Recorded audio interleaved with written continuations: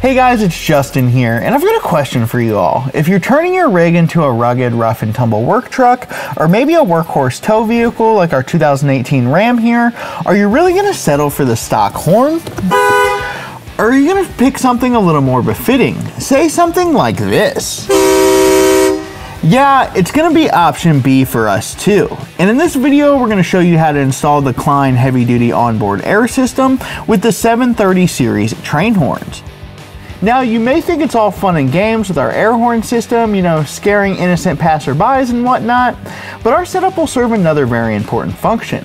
We'll be using the air compressor system to also power out our airlift air springs, as well as another added bonus, we'll have an onboard air supply for anything we need.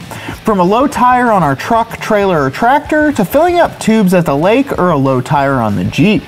Now, let's check this getup out and give you a rundown on the parts we'll be using. Here's the Kleinn system in all its glory. It comes with this 100% duty cycle air compressor that can supply air for inflating tires, powering air suspension, and of course, honking your train horns. It's rated for 150 PSI and even includes this 150-gallon air tank with a remote quick mount system, inflator, tire storage bag, all the necessary hardware, air lines, and wiring. And as for the installation, it's a breeze. So let's get to work. So let's get ready to install our air horns. And before we do that, we need to do a little disassembly and mount our horns to a couple of brackets to mount them under the truck. So first things first, we're gonna remove the actual bells from the drivers. So you're just gonna grab these, and they're not crazy tight, so you should be able to get them out by hand. So we're gonna kind of hold on to it here and unscrew these. And it doesn't matter what driver you put on what horn, they're all the same.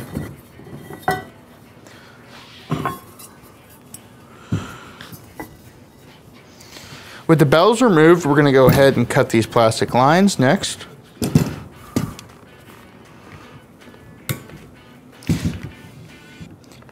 And it's important when you're cutting this line, when you're fitting it under the truck later in the process, that you use a set of dikes or something similar, because this doesn't like to be cut by like knives or a utility knife or anything like that. It's really hard to get a good clean cut with a utility knife on this plastic line. So I recommend using a pair of dikes versus a knife. So now we're gonna go ahead and unbolt the drivers from this bracket. We're not gonna reuse any of this hardware or this bracket.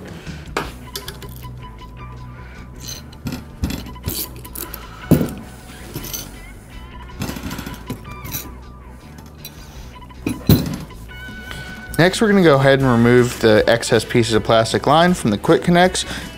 So for these quick connects, you're gonna go ahead and push in on these little red collars, and the line should pull right out. So the reason we're removing our horns from this bracket and bolting them on this one is because this bracket is vehicle specific, so it allows you to tuck the horns up under the vehicle where they're out of the way, and you don't have this big bulky thing all in one piece. So the large and medium horn will go on this bracket, and then we have a small bracket that the small horn will mount to. Next, we're gonna go ahead and remove the rubber bump stop off the bottom of this stabilization bracket, and then get the large horn bolted to the bracket.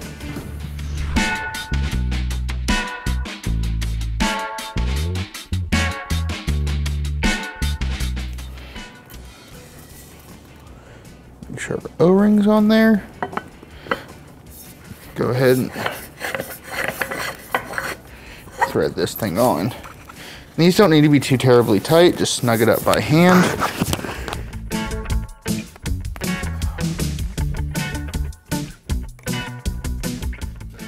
Okay, let's turn this thing around so you guys can see what I'm doing, and we no longer need this, so we're gonna go ahead and discard it.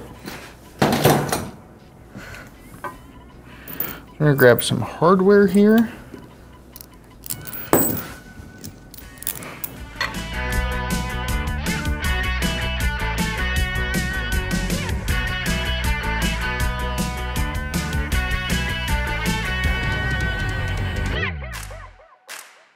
So we're just gonna snug these up a little bit, and then so if we have to adjust it under the truck, it won't be as big a deal.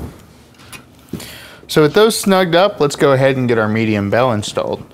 Before we do that, we need to put this on the driver here. So let's get all this stuff screwed together. Now, if you'll notice, all our fittings have Teflon tape on it, and it's really cool because it came from the factory like that from Kleinn, so that saves us a lot of time trying to tape all this stuff up.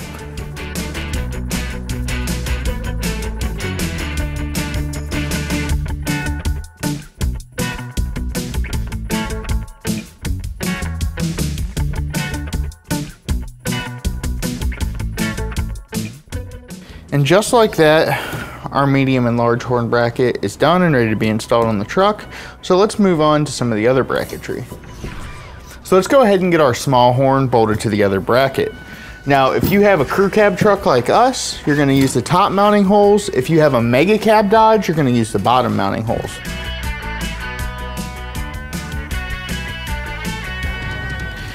So we're actually gonna hold off on putting the bell on this one until it's mounted under the truck. It'll make it a little easier to get a ratchet and stuff in there to get this thing bolted in.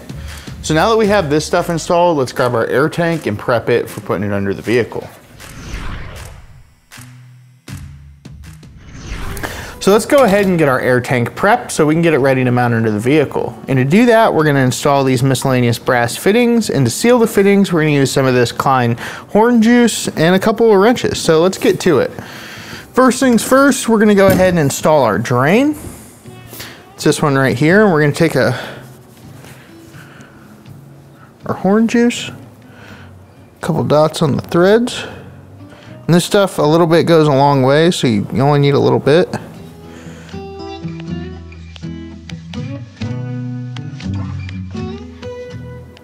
Fitting's nice and snug, and then we're gonna go a quarter turn more once it gets snug.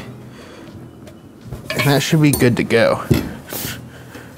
So next we're gonna go ahead and install the overfill valve, which this will go if the tank gets too much air in it. This is preset to a certain PSI, and then this will open up. So it won't allow the system to keep building pressure and create some kind of failure. So same as before, grab a little of our horn juice.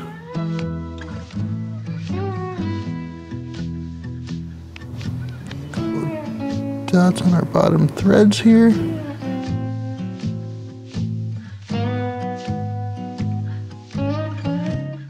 Now we're going to go ahead and get this 90 installed.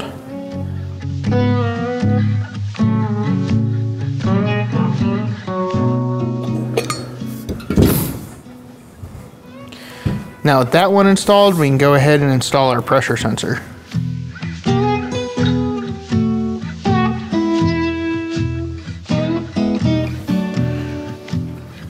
That all snugged up. Now we can go ahead to this end and get these installed. Same as before, we're going to throw a little horn juice on our fittings and get these installed.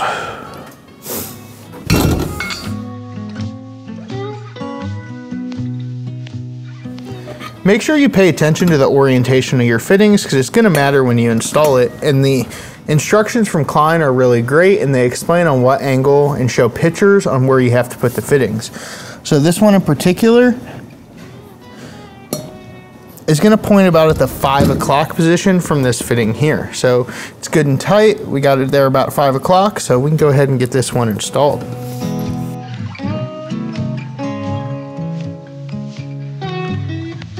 And just like that, all our fittings are installed.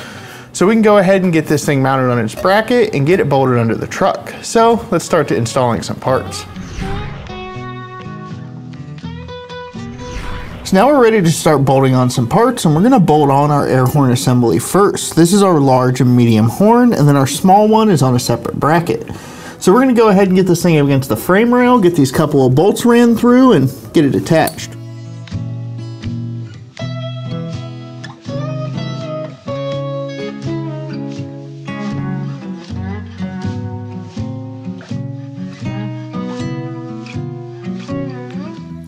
So we got this thing all snugged up on the frame, and before we go ahead and tighten it all the way to where it doesn't move, we're gonna want to head and check it for clearance. So you need about a 1/4 inch of clearance around the bells of the horns and everything like that. About a ballpoint pen is a good point of reference. So we're just gonna take it and feel, make sure nothing is touching the bells of the horn, because we'll mess with the tone of the horn if it is, and feels like we're good to go and we're not touching anything. So go ahead and finish tightening these up. Sweet.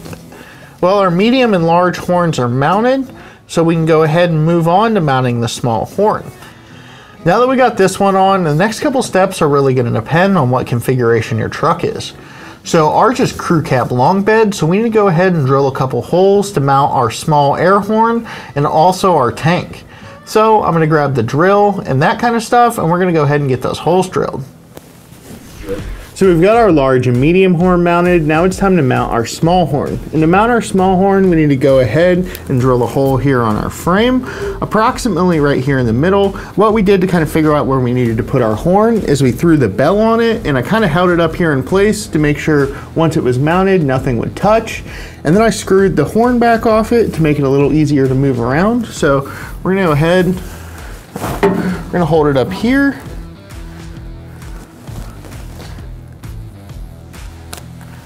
Go ahead and mark.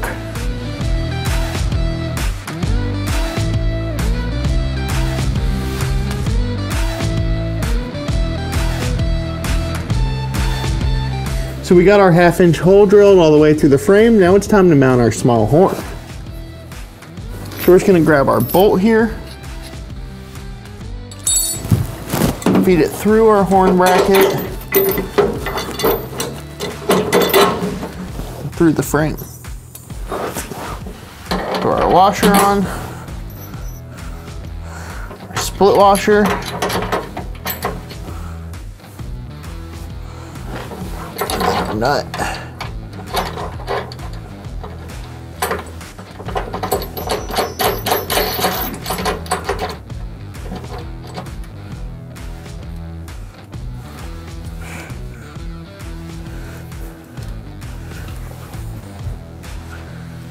Thing bolted on, kind of get it level with our eye, then go ahead and tighten this thing up. Now with our small horn all mounted, we can go ahead and throw the bell on it and move on to mounting our compressor and our air tank.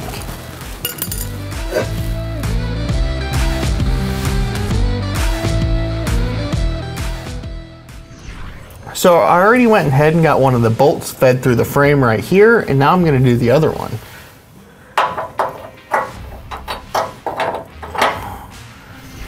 So it's important when you're mounting your tank to make sure your orientation is correct, because there is a water drain on the bottom and you don't want that to be on top.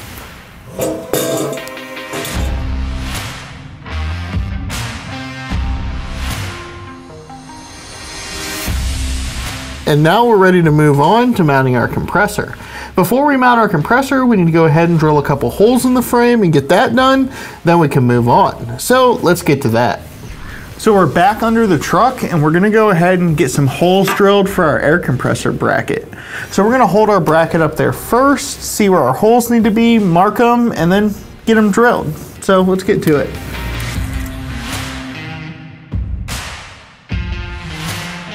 So we got our holes drilled and our bolts pushed through the frame, so let's go ahead and get the bracket installed.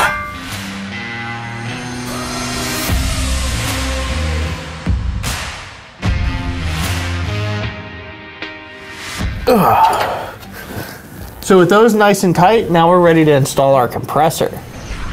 And just like that, all our bolts are tight and our compressor is mounted. So let's get to it, getting this thing plumbed and wired so we can go scare some people with our fancy new air horns.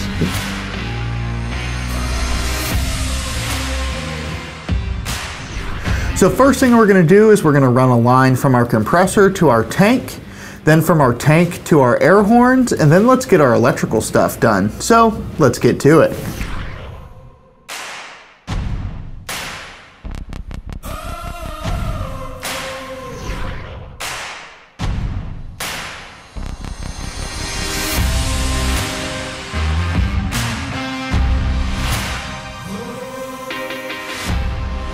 So what we're doing now is just running a little bit of wiring to get all our horn and stuff hooked up. So we found a 12-volt accessory inside our fuse box, and we ran that wire across to the passenger side, and that'll run down to our air tank to our air shutoff switch. Then we have a couple more wires to run, like power for the compressor, and then our horn button so our horns know when to come on. So let's get all this stuff buttoned up and then get under the truck and get this stuff wired.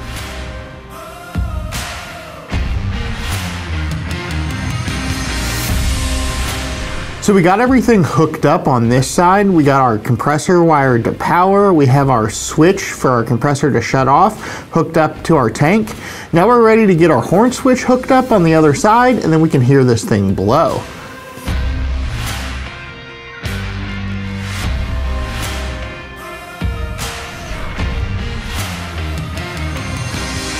So we got everything hooked up, we got our air compressor charged, and we're ready to test these air horns out.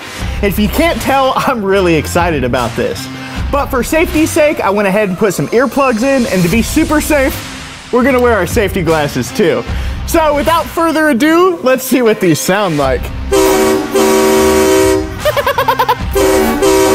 I absolutely love this.